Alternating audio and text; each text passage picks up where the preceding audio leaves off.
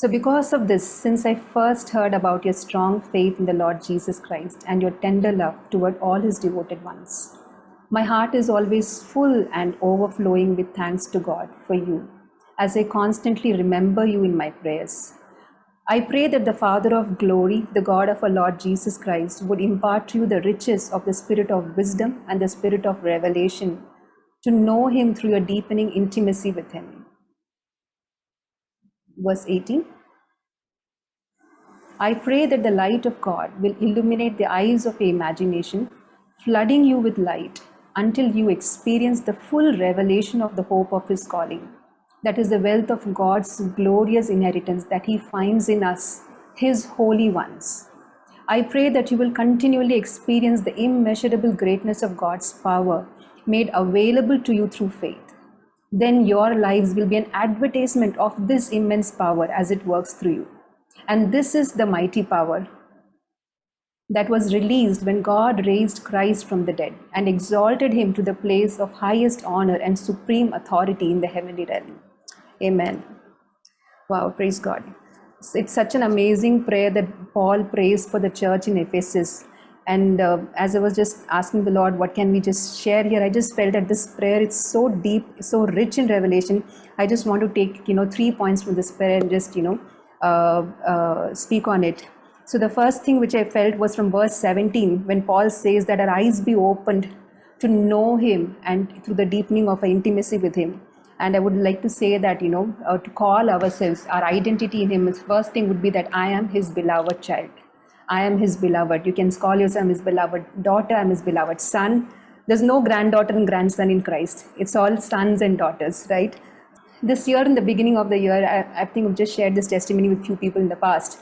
I've struggled so much with, performance mentality, in the thing of being in academics, strongly always having to perform, score. That's when you go to the next level, else you're disqualified, else you're just fallen short, you don't get to the next level. And there's been always a thing of, if you don't score, you're just left behind. And the thing, it will always be beating up inside, you're not enough, you're not sufficient, you're not qualified. That's what the whole world says around you most of the times. But, in Christ, we all are qualified. His blood has paid the highest price. We all are qualified in him, every one of us, irrespective of which background we are born in, what education we have, which kind of profession we're working. He has chosen each one of us in him. And that's so amazing. He doesn't look at us what we are, how we look, what we do. And he's so amazing. His love is just so rich that he says, just come as you are. And he says that I died for you just as you were, irrespective of the deepest sins that you were in. The worst of sins you can think, even like, okay, that person may be good, but I did such bad sins. God says, yeah, I know, but still I died for you. And today my blood has washed you clean. And so Christ sees me as his own child, and God the Father sees me through Christ. So that's just such a powerful revelation. The beginning of this year, God spoke to me, you have been bought at a price, and I have approved of you. So I am bought with the price of Jesus' life. My life is equal to the life of Jesus. That's my value. I can't walk with my head hanged down, walking in shame. No, I'm doing injustice to the life of Christ, injustice to the cross, injustice to the value that has been shed on the cross for me. We have been bought at a price, and the price is the life of Jesus himself. I just pray that, the Holy Spirit, as I speak, as we go through this, that the Lord may really just open our eyes, because it's so deep. It's taken a journey for me over the last 3 years, I would say, from the time we started coming to this church. We started coming in just at the time when Pastor was speaking on the foundation series, the foundation of grace and truth and the love of God. And it just blew my mind, all along it was like, if you have prayed enough, if you have really read the Bible enough, so many times you'll be in condemnation. Oh my God, I could spend only 5 minutes today. Is it enough? We all have been in that place. But God's word says we are intimate with him always. We're always connected with him. He loves us as he loves Jesus. God the Father loves each one of us here on the screen just as he loves Christ. And that's such a powerful truth, if only we catch hold of it. Wow. Yeah, so I was just saying that Pastor was preaching on this word. He said, I am the disciple whom Jesus loves. This was the catchphrase for us that year. Even in life groups, when we are asked to introduce ourselves, we would be just, oh, I am the disciple whom Jesus loves. It was from the life of John versus Peter, how we would be boasting of whether God loves me more or I love God more. And it is such amazing thing that John could boast of how much Jesus loved him. And in fact, today, probably wherever you are, I would just like to encourage that you can just speak it out loud in your homes. I am the disciple whom Jesus loves, right? And right from this year starting, suddenly it started that Roshni would, when we are just going out for work in the morning, she started saying that, I love you more than you love me. And initially we took it very funny in a casual way, but I couldn't understand how can it be that a daughter says that she loves me more than I could ever love her. I just took it to the Lord. I was processing this with the Lord. What does this mean? How can my child say that she loves me more? And I was taking it to the Lord, and I felt the Lord saying, this is what I speak over you. He loves us more than we could ever love him. We think we love God so much, but he loves us so much more than we could ever love him. He has loved us first, and our love is just a response back to him. Yeah, so praise God. Yeah, he just loves us so much. He has created each one of us as his masterpiece. Another essence which the Lord has taught me over the period of years is I feel that the enemy has really taken hold of this world through comparison and competition. I can tell you every teenager, every adolescent would want to look like someone else. They're not happy with whom they have created to be. And I went through that. You would just want to be like someone else. You're not happy the way you are. You would be always constantly struggling with your identity. But God says in Ephesians 2:10, we are created as his masterpiece, one of its kind, And in Isaiah it says in other place that he would like to boast of us, displaying as his royal crown, as a royal diadem. He boasts of us. Praise God. Each of us, in the way we are created, in the way we look, our unique talents, giftings, is exactly designed for the purpose he has put us on this planet. We may be just tempted to be like someone else, but no, if only we knew that God has called us for a purpose, we know that he has equipped us completely enough, and we are enough for that. Yes, we may have to grow into it. God wants us to grow to the fullest potential of what he has created us to be, but we are all sufficient in him, and he is sufficient in us. Yeah. Yeah, I think I just wanted to share one more testimony from this place. There are times as you are just walking this life journey, there are times when you question, like, God, like, you have called me to this work, but am I enough? You love me so much, I know, but there are such a failures. There was a time I was operating on a young girl, and the surgery didn't go that great. I was disappointed at the end of the day, because it didn't go so great. I was, when I came back home, I was just praying about it, just giving it to the Lord.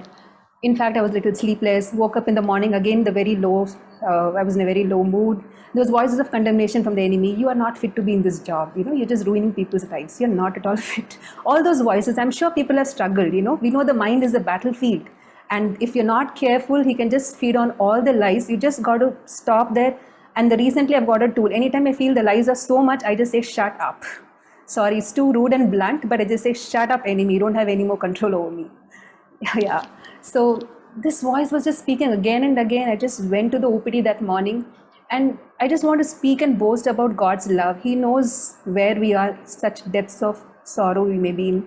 And that morning I got a call from a CMD office saying that some dignitary has come and you have to examine his eyes that morning. And I came to know, he came to my room, I examined him. I didn't even know who that person was at that time, because I never seen him in the papers, or he was a big politician at that time. And later I came to know that he was Mr. Hamid Karzai. He was the ex-Afghan president.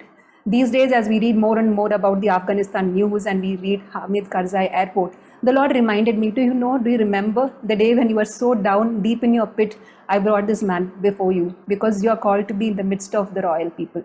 God has already spoken to me before, that he has called me he has called me to be like Daniel, to be like Esther, in places of influence, take his wisdom, take his counsel, and see what God can do in those places. When I doubted myself the most, I've seen God lifting me up. So we don't have to worry about a failure, just bring it before God. And he is so much able to assure us of who he has called us to be. And he will again reiterate that, yes, my daughter, it is enough, don't worry, you are right in the place. Yes, that patient was doing well. The patient was absolutely fine. She recovered well. There was no problem with the patient as well. Yeah. Another thing I would, another testimony I have in this place is, God has called me to be intercessor. Though it was a couple of years back when we went to a church, the minister was preaching on prayer. And, as I was hearing the word, I felt so condemned. Lord, you've called me to be intercessor, but I'm not in that place. I'm not very faithful. I've not been really taking up the things as you ought, as you want me to be taking it. And again, there was a voice of, the doubts, the condemnation, and those thoughts. And at the end of the service, when we just went to be prayed by that man of God, he just called me, you're called to be a prophetic intercessor. God sees that, he has placed you for this. And I'm so amazed. The very moments you doubt whether you're doing well or not, God is so kind. He will again reinstate. He will again say that, yes, you are enough. Just come back. This morning, I want to encourage you that in no matter what place you are in, no matter what God has already called you to do, but probably you have not done it in the past. No matter you feel, yeah, he told me this before, but probably I should have done it before and I have not done it so far. Is God angry at me? Don't worry. Just give it back to him. God, I messed up. Or probably God, I have not done this so far. He's so kind. He's so generous. He will call you back lovingly. Say, don't worry. Just start it afresh. Let's do it together. He's so full of mercy and compassion. He's longing to be gracious to us. That's what the Bible says. The Bible says that the Lord rejoices over us with singing. So many times we just look up and measure ourselves with all the, the criteria, the qualifications which the world looks at. But God looks up in a different scale. He just wants us to partner with him. I'm just available, God. Just use me in whatever way you want me to use. Yeah. I want to go to the next verse 17. So here Paul talks about that our eyes be filled with the revelation of the hope of his calling. So amazing that as children of God, we are the only people on earth who can have true hope. Rest all is just a vain and empty hope. There is no hope apart from the person of Jesus. We are the carriers of that hope in this broken world. From the last year, what we have gone through, it has been something which no one has ever seen like this over the last century, right? Such a brokenness, such despair, pandemic loss, economical loss. But in this season, God calls us his peoples of hope. Hope is such a powerful weapon. Hope is the conscious expectation of good coming from the Lord. Because my God is good, in this season, again, I will expect God's goodness. I'm not going to blame God. God is the one who has created me. He loves me so much. I'm not going to blame God. He is not the author of this. He is not the orchestrator of this. Yes, he might have allowed for a good sovereign purpose, which I do not understand for now. There are certain mysteries, let's accept to live with it. But we know that in this season, God, you're going to turn things around good for me. You are so much able, God. I am going to confidently expect good coming from you. I'm not going to give in to the fear which the enemy throws at me. The world, just any moment you turn to any news channel, there is always hopelessness. Can you just tell me any one place where you can find hope? There's no other place except the word of God. That's the only place where we can find hope today. Oh, we can just anywhere. There's news feed coming in. You can just go through your social media. WhatsApp is just bombarded and flooded with all the unnecessary news. But the true hope is found in the person of Jesus. 2 years ago, when my parents were stranded in Hong Kong airport, there were a lot of protests going on. And they were just traveling back to India from US. And they didn't know that was just a one stop, and they didn't know that such a thing was happening. When they just got down in Hong Kong, there were protesters all around. The airport was flooded with people, and all the flights, connecting flights to the further countries, were cancelled. And the board there showed almost 100 plus flights were cancelled. My parents just told us this, and they were a little worried. And praise God, amazingly at that time I was not scared. I said, don't worry, we'll pray and God will do something. I just raised this a prayer request in our life group. At that time, a part of pastor's life group, and we just continued praying. And amazingly, I would say, in the next 2 hours, within the next 2 hours, there was one flight allotted to India, and that too flying to Delhi. And my parents just took the flight, and they were here just 2 hours late. Nothing much. It was amazing because the protests were going on for almost a week, and the flight was cancelled across the world. And we saw the power of God, the power of prayer, the power of the life group coming together in prayer. So we as children of God, we cannot bow down, become victim of situations. We got to run to God at the first time. God, I want to see you working in this. I don't know how the answer will be, but at least I'm going to take you to this because you are able. I'm serving an almighty God, an all-powerful God, and you are able to turn it in whichever way it pleases you. Wow. Praise God. Yeah.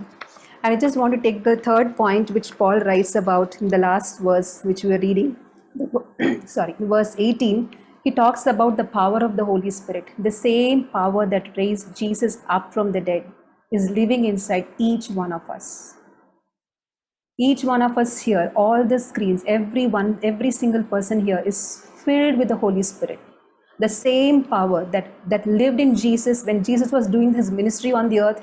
He went around healing the sick. He went around raising the dead. He went around, freeing the demons, all because of the power of the Holy Spirit.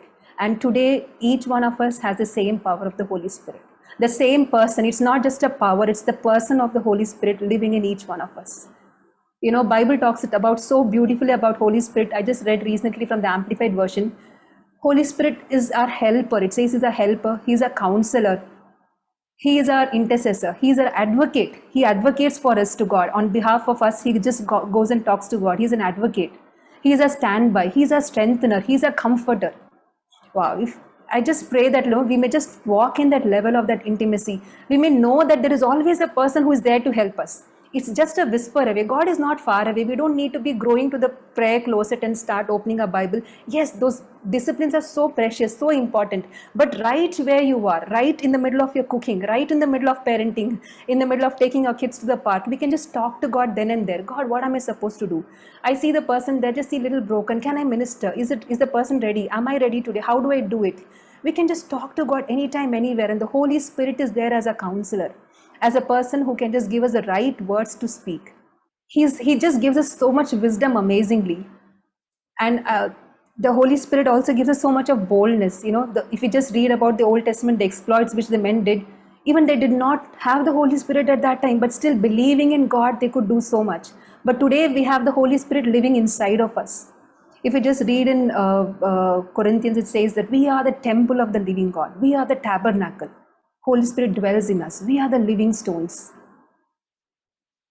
I just want to share a testimony here, like what happened this January, again, as I was in my routine work, and I had to operate on a doctor's mom, and this patient surgery was planned at around 2 o'clock in the afternoon. The patient got admitted at 10 a.m. in the morning, and we went to the normal OT routines and everything. But unfortunately, we didn't get OT till 6:30, till the end of the day.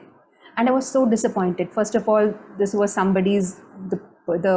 the patient's son was working as a doctor himself in the hospital. Still, we couldn't get OT. Doing a surgery at the end of the day, you are tired. You're like, just finish off and go back home. And you've got to do a surgery for a patient. Of course, it has to go well and everything. And I was so disappointed by the system. I was just upset with the system, the way it is like this. And praise God, the surgery went well. The next morning, I was just discussing this with my colleagues. This cannot happen like this. We cannot allow things to go in front of us. It's totally out of place. There's such an injustice happening. The processes need to be aligned. I just spoke to my colleagues yesterday. Yeah, this is a very bad system. Yeah, but I just felt there's such a restlessness. I just took it to my chairman. This was happening for almost 7 years.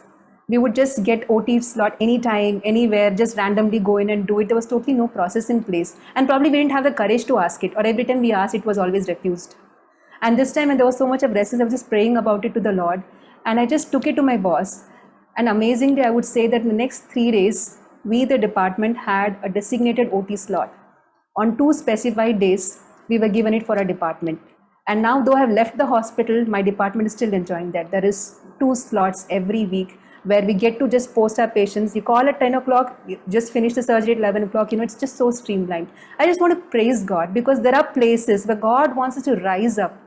Where there is an injustice happening, it is in your power, in your influence. He wants to rise up. He'll give you the courage to go and speak. He will give you the favor. He will open the door for us, and we will see things moving around. And it's not just for us, it's for the people around us. It's for the society around.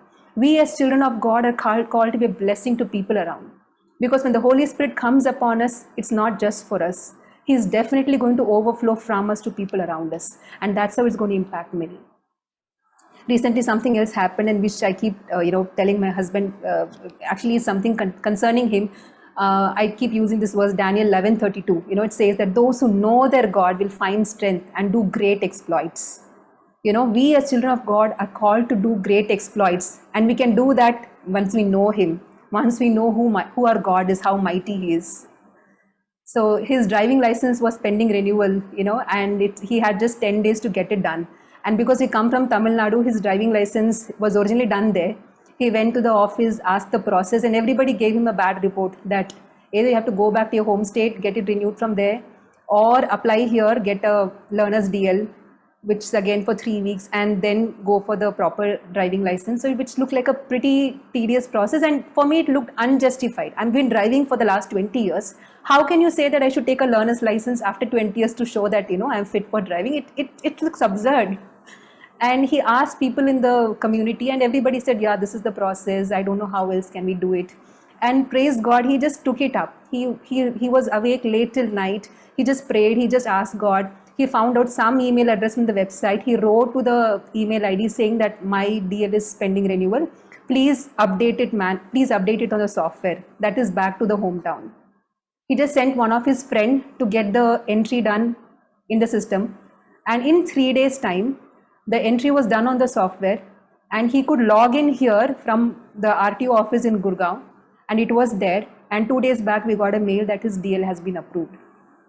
We just asked the people in the society. They said, oh my God, you could do it, though we have not put it, but we just plan to tell this way to others.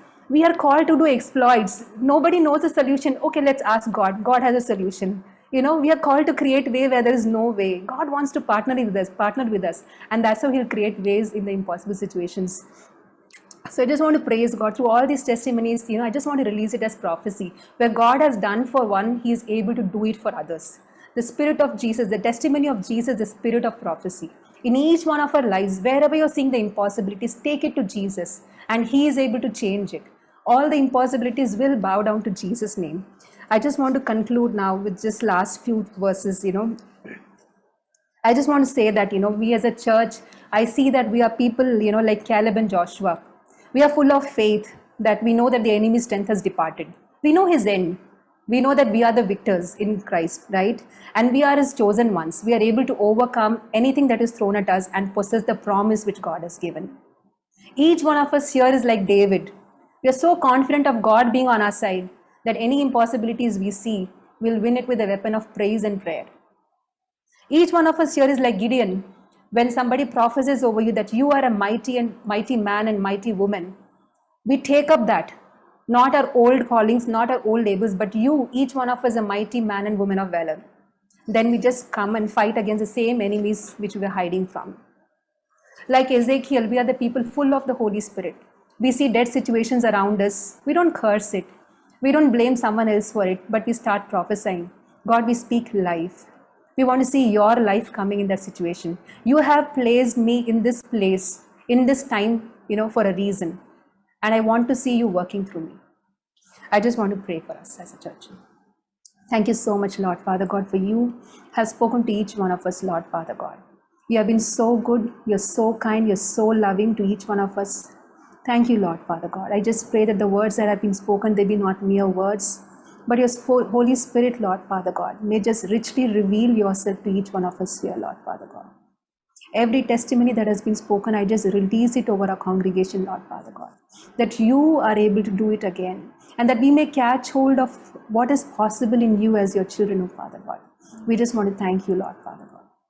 Yes, Lord Father God. As a church, we just pray. We just want to say that, Lord Father God, we want to be the salt and the light as you have called us to be. We want to be the children, Lord Father God, through whom, Lord, you can be so much glorified, Lord Father God. Thank you, Lord Father. Bless your name. Every lie that has been spoken, we just cancel it. We just uproot it in the name of Jesus, Father God. We just pray that our mind be constantly renewed by your truth which says that we are your beloved children. We are the sons and the daughters of the Most High God. Thank you so much for you boast about us, Lord Father God. You display us to the whole world as a royal crown. Each of us here, you just boast about us, oh Father God. None is left behind, Lord Father God. Thank you so much. Your Spirit enables us, gives us the grace to overcome any temptation, Lord Father God. Any sin where we are in, Lord Father God, your kindness leads us to repentance, oh Father God. Thank you so much, Lord Father God. Bless your name. Every place where we lack wisdom, Lord, you're so much able to give us the wisdom in our daily chores, oh Lord, Father God, in our parenting, in our family lives, in our marriages, oh Father God. We just want to thank you, Father God. We bless your name, Father God. Thank you so much. You want to just work with us, work through us, oh Master Lord. And we as a church want to say that we are available, oh Master Lord. Thank you. In Jesus' name I ask and pray. Amen.